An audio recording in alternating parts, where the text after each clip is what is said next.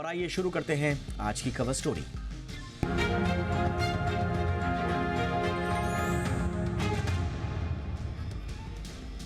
आठ जुलाई को जम्मू कश्मीर के कठुआ में आतंकी हमला हुआ था। इस हमले में हमारे 5 जांबाज जवान शहीद हो गए। जवानों के इस बलिदान के बाद भारत सरकार ने आतंकियों से बदला लेने की ठानी है। आज कठुआ के पुलिस लाइन में जम्मू कश्मीर और पंजाब के डीजीपी सहित सेना और खुफिया एजेंसियों के बड़े अधिकारियों की बैठक हुई है। इस बैठक में आतंकी हमलों को रोकने पर मंथन हुआ। बैठक के बाद एक रिपोर्ट गृह और रक्षा मंत्रालय को भेजी गई है, लेकिन इस बीच तैयारियां हो चुकी हैं बदला लेने की भी। बदला कैसा होगा, किस स्वरूप का होगा, आज हम इसी विषय पर चर्चा करेंगे। जानेंगे क्या है वो प्लान जिससे कठुआ का बदला पूरा होगा। साथ ही समझेंगे कि आतंक के संपूर्ण सफाई को लेकर भारत की रणनीति क्या है। लेकिन पहले ये रिपोर्ट देखिए, मेरे साथ 2 खास मेहमान जुड़ रहे हैं।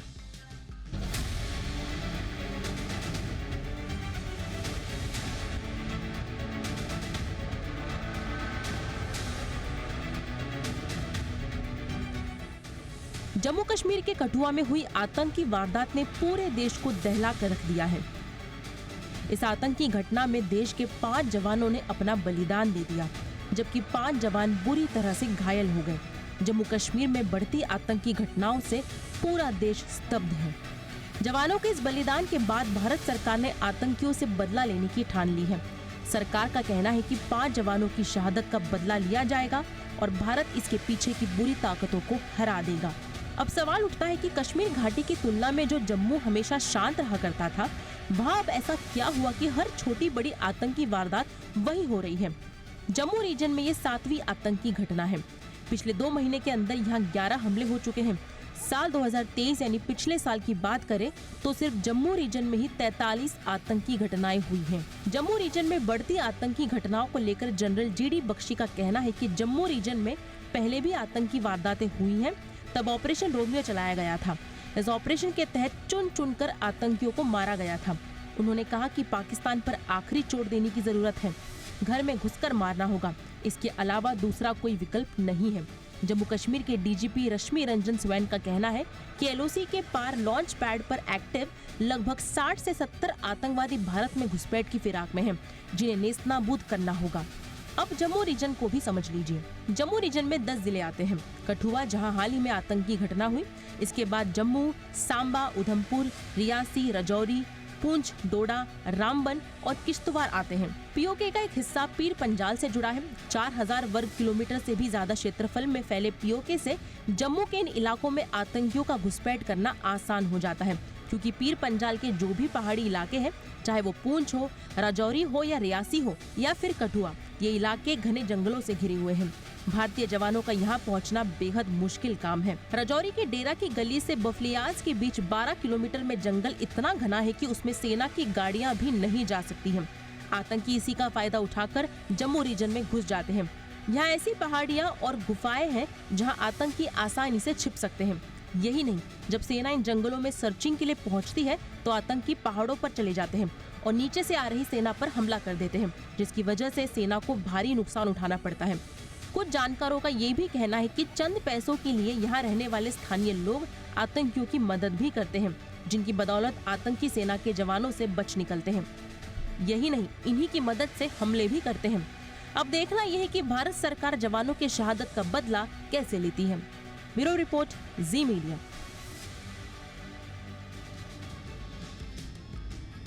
और मेरे साथ 2 खास मेहमान इस वक्त जुड़ चुके हैं। हमारे साथ जुड़ रहे हैं major general retired AK Siwach sir, जाने माने डिफेंस एक्सपर्ट हैं। बहुत बहुत स्वागत है जनरल सिवाच आपका। Good evening sir. हमारे साथ हैं brigadier retired Sandeep Thapar sir, जाने माने डिफेंस एक्सपर्ट हैं। Brigadier Thapar, thank you so much sir for joining us. Welcome sir. मैं सबसे पहले जनरल सिवाच आपसे चर्चा की शुरुआत कर रहा हूँ। अब हर किसी के मन में अब यही ख्याल है कि बदला लिया तो लिया कैसे जाएगा। बहुत हो चुकी शहादतें, बस अब और नहीं। लेकिन वो प्लान क्या होगा, वो रणनीति क्या होगी। ऑफ कोर्स ये बहुत खुफिया बातें हैं, इन पर हम ऐसे सार्वजनिक रूप से बहुत ही सतही होगा डिस्कशन करना। लेकिन ऑप्शंस क्या हैं टेबल पर, कम से कम इस पे हम अगर चर्चा करें तो सर आपके सजेशंस क्या हैं, किस लेवल का होना चाहिए, किस इंटेंसिटी के हो सकते हैं ये हमारा आप बदला कहें या काउंटर ऑपरेशंस कहें, आपके क्या सुझाव होंगे सर? हाँ बिल्कुल, देखो ये समझना पड़ेगा कि ये हुआ क्या है अभी। सच्चाई ये है कि अभी जो कश्मीर घाटी के अंदर अभी अमन शांति का दौर चला हुआ है। लोकसभा के इलेक्शन बहुत अच्छे हुए, 60 से 65% हुए। अमन और शांति के साथ साथ वहाँ डेवलपमेंट का बहुत ज्यादा माहौल है। वहां पर district development council, panchayat election हुए, पत्थरबाजी घटनाएं नहीं होती, रेडिकलाइजेशन साउथ कश्मीर में बहुत कम है। तो ऐसे में पाकिस्तान को लगता है उसकी गेम खत्म होगी, तो इसलिए उसने जो साउथ और पीर पंजाब जो इलाका बिल्कुल शांत था, 10-15 साल से ये इलाका बिल्कुल शांत था, और यहाँ के कुछ ट्रुप जो थे ईस्टर्न लद्दाख में भी भेजे गए, क्योंकि यहाँ पर कोई खास हरकत टेररिस्ट की थी नहीं। इस एरिया को उसने एक्टिवेट कर दिया, स्पेशली रजौरी, पुंछ और इसके बाद पौनी, रांची, डोडा, किश्तवाड़ और जम्मू का जो प्लेन एरिया है। अब ये जो रजौरी पुंछ है, इसकी अहमियत क्या है कि ये एक तो एलओसी से मिलता हुआ ये पहाड़ी है, जंगली, इसमें गुफाएं हैं, और गुफाएं जो है उसमें एक प्रकार से नेचुरल केव्स हैं। ये कैशेज बनाने के लिए बड़ी आसान है। अब हुआ क्या है कि लास्ट एक साल में ऐसा लगता है 40 से 50 के करीब आतंकवादी हो सकते हैं इस इलाके के अंदर घुसे, और वो ज्यादातर ऐसे लगते हैं लाइन ऑफ कंट्रोल के साथ साथ इन आईबी जो सेक्टर है उसमें भी हुए हैं, क्योंकि वहां पर फेंस नहीं है। जो आपके बेसिकली नाले हैं सीजनल, उन पे फेंस बना नहीं सकते क्योंकि वो पानी उसको उठा देता है। तो ऐसे में अब ये ऑपरेट कर रहे हैं और इस इलाके को एक्टिवेट कर दिया है। और पाकिस्तान की स्ट्रेटेजी है कि जो सितंबर के इलेक्शन है उसको एक प्रकार इंटरफेयर करें, पूरे वर्ल्ड को ये बताने की कोशिश करें कि आतंकवाद अभी भी जम्मू कश्मीर में है। और दूसरा जो पीओजे के हालात हैं अभी, जहां पर लोग सड़कों पे आ गए, मरने मारने को तैयार हैं, वो भारत में मिलना चाहते हैं, चाहे वो मुजफ्फराबाद है, मीरपुर है, कोटली है, या झांगड़ है, या ददनियाल है, या पाकिस्तान वाला पुंछ है, या नीलम है, या झेलम है। वहां पर लोग चक्का जाम और शटर डाउन कर रखा है। वो कहते हैं कि हम अब पाकिस्तान में नहीं रहना चाहते, भारत में मिलना चाहते हैं, तो उनका भी माइंड डाइवर्ट करना चाहते हैं ये। तो ये कारण से इन्होंने बहुत ज्यादा एक्टिविटी बढ़ा दी है साउथ और पीर पंजाब। अब जिस प्रकार से आपने सही बताया कि चंदे 2-3 महीने में ही कम से कम 10 से 12 ये एक्शन हो चुके हैं, और अनफॉर्चुनेटली हमारी कुछ कैजुअलिटी भी हुई है 30 से 40 एक साल के बीच में, जो कि एक प्रकार से कॉज ऑफ कंसर्न है। अब हम करें क्या, हमारी स्ट्रेटेजी होनी चाहिए। देखो हमारी जो है कॉम्प्रिहेंसिव स्ट्रेटेजी होगी। अब ये समझना पड़ेगा कि ये जो आतंकवाद है इसका जो स्रोत है वो भारत में नहीं, वो पाकिस्तान में। वो टैब जो है भारत का अंदर नहीं है, पाकिस्तान में। जब तक उस टैब को आप बंद नहीं करेंगे तब तक आतंकवाद के साथ आप लड़ नहीं सकते। इसका मतलब आपको हिट करना पड़ेगा पाकिस्तान के उन इलाकों में जहां पर लॉन्च पैड हैं और ट्रेनिंग एरिया है, और जहां पाकिस्तान इनको ट्रेन करता है और भारत में भेजता है। ये इंपॉर्टेंट चीज वन। दूसरी चीज ये है कि इसके पीछे खड़ा कौन है आतंकवाद के पीछे पाकिस्तान में? पाकिस्तान की आर्मी और आईएसआई। जब तक आप उनको हिट नहीं करेंगे, जब तक उनके चोट नहीं मारेंगे, तब तक ये आतंकवाद चलता रहेगा। क्योंकि पाकिस्तान की जो पॉलिसी है वो है ब्लीड इंडिया विद 1000 कट्स, और पाकिस्तान बिलीव करता है गुड और बैड टेररिस्ट में। जो टेररिस्ट भारत के अगेंस्ट भेजता है, लश्कर तोबा, जैसे मोहम्मद, उसको गुड टेररिस्ट बोलता है। जो लड़ रहा है आज वो तहरीके तालिबान पाकिस्तान, उसको वो बैड टेररिस्ट बोलता है। तो अब क्या है कि भारत के पास क्या ऑप्शन है? भारत के पास 2-3 ऑप्शन हैं।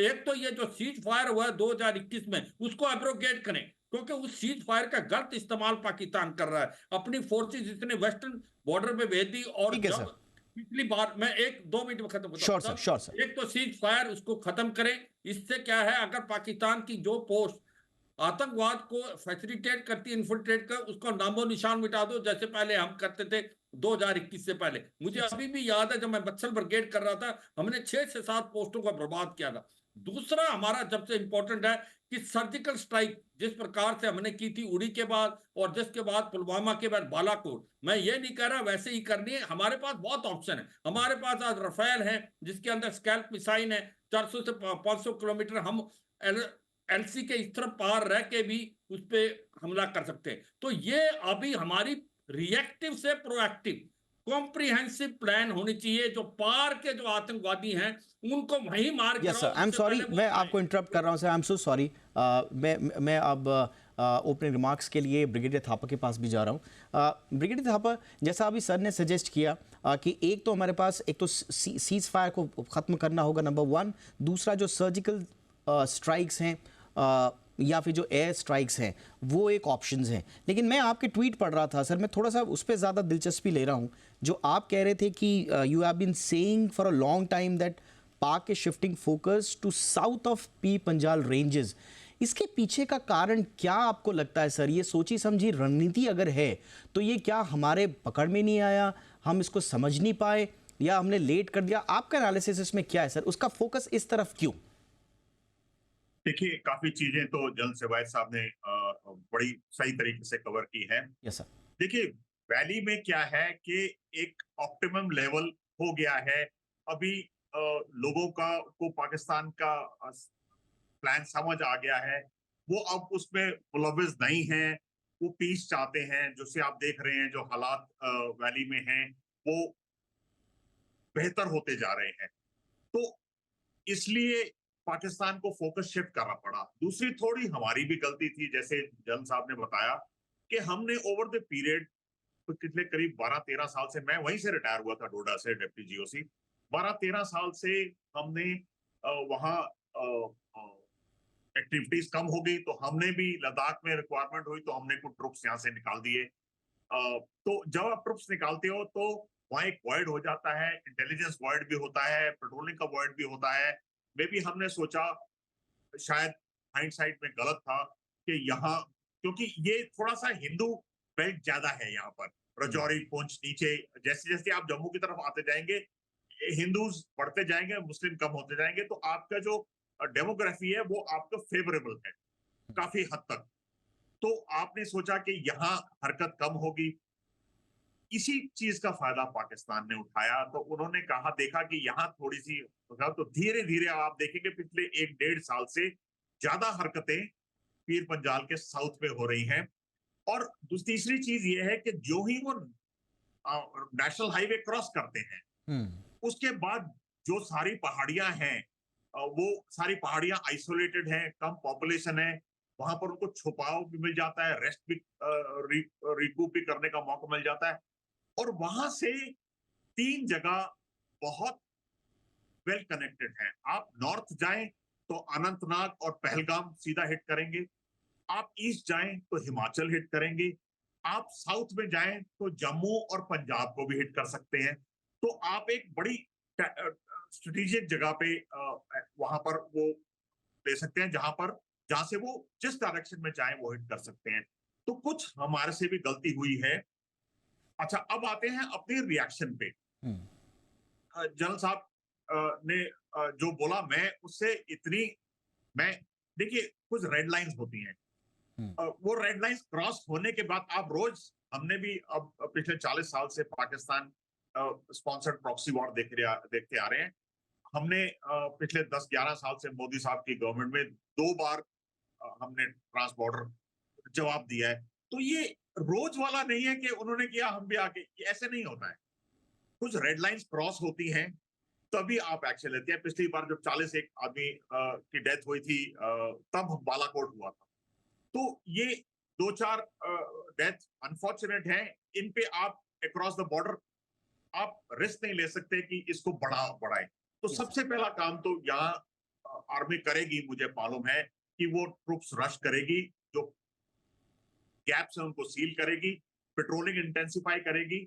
मैं जब रिटायर हुआ था 8 साल पहले, इस पूरे इलाके डोडा में 2 टेररिस्ट बचे थे, वो भी निकलते नहीं थे, उनको मालूम था बाउंड्री कहाँ है, वो उसके पार ही रहते थे। तो अगर अच्छी पेट्रोलिंग होगी, ये जो सब छुपे हैं ये सब पकड़ जाएंगे, ये सब इनको सबको शहीद कर दिया जाएगा। तो इतना मैं एश्योरेंस दे रहा हूं आपको। उसके बाद एक बार सिक्योर हो जाए तो ये हरकतें अपने आप कम हो जाएंगी। फिर आप को जरूरी नहीं है कि आप एलसी क्रॉस करें, आप बहुत तरीके से उनको हार्म कर सकते हैं। आप आर्टिलरी फायरिंग से, रोड शेलिंग से, पाकिस्तान के पास पैसा है नहीं, उनके पास एमुनिशन है नहीं, आर्टिलरी का एमुनिशन है नहीं, अगर वो रिटेलिएट करेंगे तो उन्हीं को नुकसान होगा, हमारे पास तो कोई कमी नहीं है। तो बहुत तरीके हैं। एक मेरा सप्लीमेंट्री क्वेश्चन है sir, I am so sorry to interrupt sir, but मेरा एक सप्लीमेंट्री क्वेश्चन है और मैं जनरल सिवास सर के पास जाना चाहूंगा, क्योंकि आपने कहा कि कुछ ऑप्शंस हैं हमारे पास, कुछ आर्टिलरी से थोड़ा सा रिटेलिएशन वगैरह करने का? मैं थोड़ा सा, क्योंकि इस रीजन की बात हो रही है और मैं कुछ रिपोर्ट्स पढ़ रहा था कि ये इलाके, जैसा आप दोनों ने बताया कि इतना ज़्यादा फोकस इस पर था नहीं, थोड़ा सा बताएं सर कि वहाँ पर हमारा आर्मी का जो डिप्लॉयमेंट है वो किस तरह का है? क्योंकि मैं एक रिपोर्ट पढ़ रहा था कि शायद इस इलाके में हमारी जो स्पेशलाइज्ड फोर्सेस आरआर जैसी हैं, शायद उनकी भी डिप्लॉयमेंट नहीं है उतनी। तो क्या हम यहाँ पर ज़्यादा डिप्लॉयमेंट करके कुछ कर सकते हैं जनरल सिवाज सर? हाँ देखो, सच्चाई है कि ये जैसे कि ब्रिगेडियर थापा सर, मैं आऊंगा सर आपके पास। Yes sir, general Thapa. Rashtra rifle की 4 हमारे पास फोर्स है।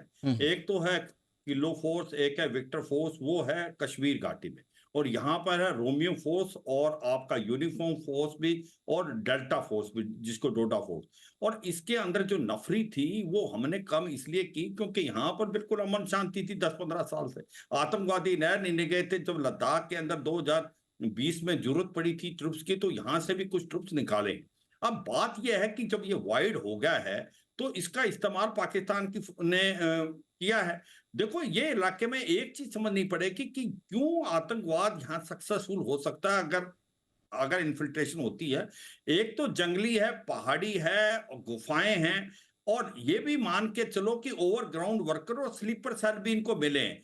जब तक पानी के अंदर मछली को पानी नहीं मिलेगा, मछली जिंदा नहीं रह सकती। इसी प्रकार आतंकवादी ओवरग्राउंड वर्कर और स्लीपर सेल की मदद के बगैर जिंदा नहीं रह सकते। और ये 2 रीजन हैं, या तो एक पैसा या रिलीजन, इन दोनों का ये एक्सप्लॉइट करके इसका इस्तेमाल कर रहे हैं। अब सच्चाई यह है कि आपको करना क्या है। मैंने जो बताने की कोशिश की थी, पार क्या करना है, वो तो करना ही करना है। आपको पार तक नहीं करोगे आप डिफेंसिव रहोगे। जो अंदर है उसमें 2 बातें हैं। एक तो आपका काउंटर इन्फिल्ट्रेशन ग्रिड जो है उसको बहुत मजबूत करना पड़ेगा, इंटरनेशनल बॉर्डर पे स्पेशली, वहां से ऐसा लगता है इन्फिल्ट्रेशन हुई है। दूसरा जो है काउंटर टेररिज्म, जो आप इशारा कर रहे थे, हमें अपने फोर्सेस को बढ़ाना पड़ेगा, इंटेलिजेंस गैदरिंग को बेटर करना पड़ेगा, और तालमेल के साथ counter terrorism coordinate search operation करके जो आतंकवादी बढ़ गए हैं 50 से 60 के करीब, अगर खुदा ना खास्ता ये आए हैं, तो एक कंसंट्रेटेड ऑपरेशन करके इसका काम तमाम करना पड़ेगा। वन अप शिप होनी चाहिए। कहने का मतलब है मल्टी प्रोंग स्ट्रेटजी। चलो, इस तरफ क्या करना है, पाकिस्तान की तरफ क्या करना है, यानी कि बॉर्डर के उस पार और बॉर्डर के इस पार दोनों तरफ आपको नई स्ट्रेटजीज के साथ आना पड़ेगा। ब्रिगेडियर थापर, आप कुछ ऐड करना चाहें सर? देखिए, मैं एक बड़ी इंटरेस्टिंग चीज बताता हूँ। यहाँ मिलिटेंसी के दौरान पाकिस्तान ट्रेंड मिलिटेंट, पाकिस्तानी भी फॉरेन मिलिटेंट्स लाते थे, और कुछ लोकल्स भी थे कश्मीर वैली में, साउथ ऑफ पीर पंजाल भी थे। लेकिन जो मैंने अपनी टेन्योर में देखा एंड में 2014, 15, 16, उसके बाद भी जो साउथ ऑफ पीर पंजाल लोगों को, अब जो लोकल्स हैं वो इसमें ज्वाइन नहीं कर रहे। तो जो मिलिटेंसी सस्टेन हो रही है वो पाकिस्तान बेस्ड मिलिटेंट्स कर रहे हैं, क्योंकि लोकल्स को और काम मिल गए। यहाँ 4 लेनिंग चल रही है, रेलवे ट्रैक्स बन रहे हैं, तो काम मिल गया है और डेवलपमेंट भी हुई है, तो लोगों को रोजगार मिल गया है, रोटी मिल रही है, तो वो कोई भी मिलिटेंसी की तरफ नहीं जाना चाहता। न्यू रिक्रूटमेंट बहुत कम है। हाँ, सपोर्ट जरूर है, फेंस सिटर्स जरूर है, जैसे जनरल साहब ने बताया कि ओवरग्राउंड वर्कर्स थोड़ी सपोर्ट देते हैं, लेकिन प्रॉपर मिलिटेंसी ज्वाइन करना बहुत कम चांसेस है। यहाँ से लोग तो जो आएगा बाहर से आएगा। दूसरा, जो मैं कह रहा था, मैं डेल्टा फोर्स से रिटायर हुआ था, जो कि किश्तवाड़, भदौरवा, डोडा, ये पूरा इलाका और साथ में नेशनल हाईवे भी देखती थी। काफी हद तक आरआरटी काफी अच्छा ग्रेड था। उसमें थोड़ी सी डायल्यूशन हुई है, वो मेरे हिसाब से फिल अप हो जाएगी। तो वो एक जमाने में ये बड़ा हॉट एरिया होता था, लेकिन अच्छी पेट्रोलिंग के साथ, ऑपरेशन के साथ आरआर ने पूरे नस्तो नाबूद कर दिया था टेररिस्ट को, कुछ नहीं बचे थे। वही अभी होगा। और एलसी पे तो ऑलरेडी इतनी डिविजन्स हैं और रोमियो फोर्स भी है और भी एलिमेंट्स हैं जो कि इंश्योर करेंगे कोई इन्फिल्ट्रेशन ना हो। तो मैं समझता हूँ ये एक टेम्परेरी फेज है, जो कुछ पाकिस्तान की तरफ से, कुछ हमारी ढिलाई की तरफ से ये बढ़ गया है, पर ये ज्यादा देर रुकेगा नहीं। और ये मेरे हिसाब से 2-3 महीने के अंदर ये जो 50, 60, 30, 40 लोग हैं, ये इसमें से बल्क को एलिमिनेट किया जाएगा।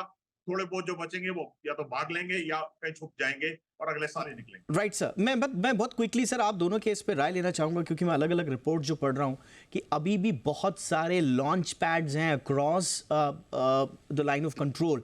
अब ये लॉन्च पैड जब हम कहते हैं तो हमको सबसे पहले ये समझ में आता है, एक आम भारतीय को समझ में आता है कि अगर लॉन्च पैड्स हैं और वो हमारी रेंज में और अगर हमारे रडार में हैं तो हम उनको डिस्ट्रॉय क्यों नहीं करते, जैसे हमने सर्जिकल स्ट्राइक्स के दौरान किया था। जनरल सिवाच, इसमें क्या प्रॉब्लम्स हैं जब हमें मालूम है कि वहाँ पर बहुत सारे एक्टिव मिलिटेंट्स होते हैं, तैयारी में रहते हैं 60-70 एक दफ़े में कि वो आ जाएं, हम उनका वेट क्यों करते हैं, हम उन लॉन्च पैड्स को ध्वस्त क्यों नहीं कर देते? हाँ बिल्कुल, देखो यही तो एक इम्पोर्टेंट पॉइंट। पहले अभी आपको यह समझना पड़ेगा, क्या आतंकवादी पाकिस्तान की तरफ बैठे हुए हैं, क्या वो ट्रेनिंग एरिया में हैं? हाँ, उसका जवाब है यस। आज भी 5 से 6 हजार के करीब लश्कर तोबा जैसे मोहम्मद के आतंकवादी पाकिस्तान के ट्रेनिंग एरिया और कुछ एक लॉन्च पैड में बैठे हुए हैं, जो कि लैस हैं M4 असॉल्ट राइफल, जो कि अमेरिकन अफगानिस्तान में छोड़ गई थी। अब मैंने ब्रिगेड कमांड की, मच्छर ब्रिगेड लाइन ऑफ कंट्रोल पे नॉर्थ कश्मीर में। अब ये लॉन्च पैड जो होते हैं ये 2 से 3 किलोमीटर होते हैं LC से। यहाँ पर ये जो ट्रैक जिसको बोलते हैं, टेररिस्ट आते हैं और एक दिन के करीब रहते हैं और उसके बाद फिर ये इन्फिल्ट्रेट कर जाते हैं और इनकी मदद करते हैं इनके पाकिस्तान की पोस्ट, और जो कि बहुत नजदीक होती है, और दूसरे उनके गाइड और सोर्स लेके आते हैं उनको। अब ये सच्चाई है कि आप ये कहोगे जब आपको पता है लॉन्च पैड है तो आप उसको क्यों नहीं बर्बाद करते। यही तो मैं कह रहा हूं, जो सीज फायर जब नहीं थी तो हम उन पोस्टों के साथ जो लॉन्च पैड जिसका लगता था कि लॉन्च पैड है, हम उस पर फायर करके उसको बर्बाद करते थे। अब वो कार्रवाई नहीं हो रही कि 2021 के बाद जो है वो एक प्रकार से ये सीज फायर। हाँ, ये भी सच्चाई है, पाकिस्तान इतना मूर्ख नहीं है कि लॉन्च पैड इतना नजदीक कर दे कि आप फायर करो नॉर्मल वेपन वो हो जाए। वो छुपाव में तो है, मगर ये सच्चाई है कि लॉन्च पैड में अगर आपकी पुख्ता इंटेलिजेंस है और आपका सीज फायर नहीं है तो आप अपने जो मोटर फायर से, आर्टी फायर से उसको Yes, sir. बर्बाद कर सकते हैं, जो हम करते थे। Yes, sir. मुझे लगता है वही स्टार्ट होगा। मगर एक चीज माननी पड़ेगी, जो कश्मीर घाटी के अंदर है, Yes, अब वो तो वहां तो काउंटर टेररिज्म ग्रिड और काउंटर इन्फिल्ट्रेशन ग्रिड बहुत पुख्ता है। Yes, sir. यहाँ वाला जो ग्रिड के अंदर आपके गैप है उसको भरना पड़ेगा, वो बहुत इंपॉर्टेंट चीज है। और उसके वो लिए मुझे यस सर, लगता है आपने बहुत इंपॉर्टेंट international बात body- बोली। Yes sir, I am sorry sir to interrupt you again. मैं फाइनल कमेंट के लिए ब्रिगेडियर थापर आपके पास आ रहा हूं सर। एक तो लॉन्च पैड, जैसा सर ने बताया कि लॉन्च पैड्स हैं उनको ध्वस्त करना दोबारा आपको शुरू करना होगा, इसमें क्या प्रॉब्लम है? और ये जो PP रेंज, जो पूरा सदर्न रेंज में अब जो आ रहे हैं इस तरफ जो एक्टिविटीज हो रही हैं, ये वहां पर क्या हमें नई स्ट्रैटेजी लेकर आनी पड़ेगी? देखिए, लॉन्च पैड के बारे में जल साहब ने जो बोला बिल्कुल सही है। ये देख समझने की कोशिश कीजिए। एक तो जैसे उन्होंने बताया, एक आध दिन के लिए आते हैं, लॉन्च होने से 1 या 2 दिन पहले रेकी करने के लिए, और फिर लॉन्च होते हैं। तो आपको बड़ी एक्यूरेट इंटेलिजेंस आपकी होनी चाहिए कि आज आ रहे हैं, आज आ गए हैं। वो लेना बहुत मुश्किल है कि आप इतनी एक्यूरेट सैटेलाइट के या ह्यूमन एंड से कि वो आज लॉन्च पैड में आ गए हैं। तो अगर तो ऐसी एक्यूरेट इंफॉर्मेशन तो आप टारगेट कर सकते हैं। दूसरा, ये जो लॉन्च पैड होते हैं ये उनके विलेजेस के आसपास होते हैं।